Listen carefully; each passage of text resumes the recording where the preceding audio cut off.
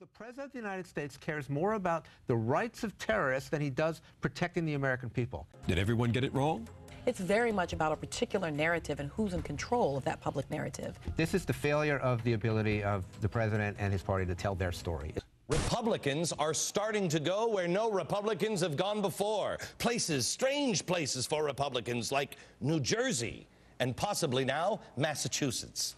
Tonight, everything, yes, everything is turned upside down. But this was a center-right country, even in Massachusetts, repudiating a left agenda. This is not rocket science. This couldn't have been what Barack Obama wanted on the first-year anniversary of his inauguration. A resounding, what's been seen as interpreted as a resounding slap in the face in Massachusetts, where he wasn't even on the ballot. The problem is that, as you say, 100,000 votes in a very liberal state, no question about it, is being interpreted as a repudiation of absolutely everything this president has ever said and done by the entire country. That's nonsense. I mean, it is shocking. But it's not a repudiation of everything that Barack Obama believes, and it's clearly not a repudiation of him for being too liberal, much less socialist.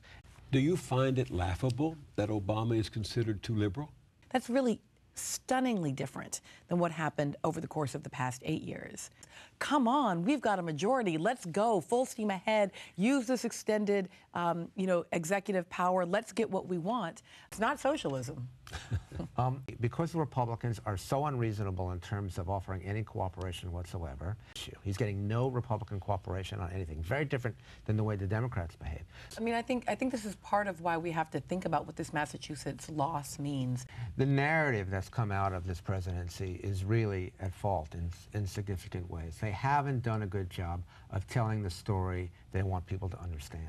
They should have come in with an incredibly ambitious and idealistic stimulus plan and then gotten the best deal they could. And the Republicans were able to step into that void, helped by Fox News, helped by the Wall Street Journal editorial page, helped by this entire movement that they have that's colonized much of the media. But it's their story, not the president's. That one of the amazing things about the Obama candidacy was this sort of sense of what the story was and of Obama's narrative. I think that the brilliance of the Obama campaign had to do with creating a sort of outline figure of who Obama was. Name one gift he has given to the liberal wing of his party since he became president. I can give you a few. All right, what are they? Net neutrality, government... That's really big in Massachusetts. Government well, they're not the kinds of things that excite people. He hasn't taken a big hit.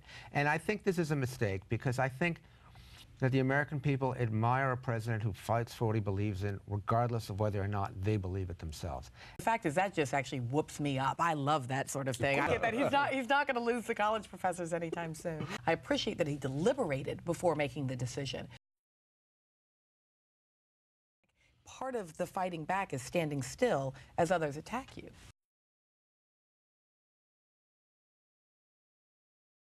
I thought Barack Obama had a brilliant theory of change as a candidate.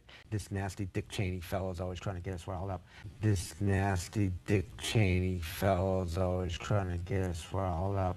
Now it's time to slap him around a little and get something done. He's playing tennis, and there's nobody hitting the ball back. The Democrats are so committed to being reasonable. What has he gotten for his bipartisanship? I mean, he heavily weighted the stimulus toward tax cuts against the advice of many Democratic economists, hoping to win some Republican votes, and got none. He ruled out a single-payer system ahead of time, and then refused to be strong for a public option, hoping to get Olympia Snow and one Republican vote. Didn't get a single one. He got labeled instead for all of this as a socialist or worse. I mean, does he really know who his opponents are?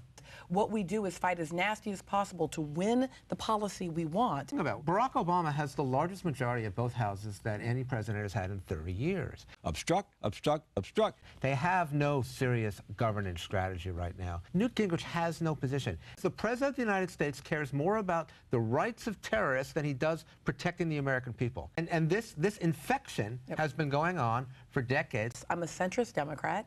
I'm interested in working across party lines. Bullshit. I am concerned with these questions, but I'm a free market guy. That's not Barack Obama's fault. I trust Barack Obama. I think he's the best possible president we could have. Bullshit. There's no direct connection between what people feel on the issues and pressure that politicians feel.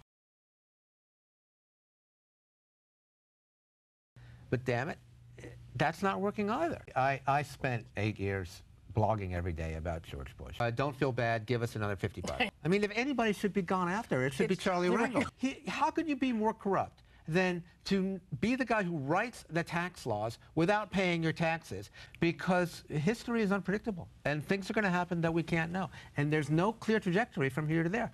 On this day, we come to proclaim an end to the petty grievances. It's not socialism. Name one gift he has given to the liberal wing of his party. The fact is that just actually whoops me up. I love that sort of thing. The Democrats are so committed to being reasonable.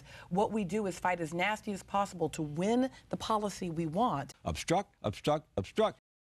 Say, can somebody fix the teleprompter?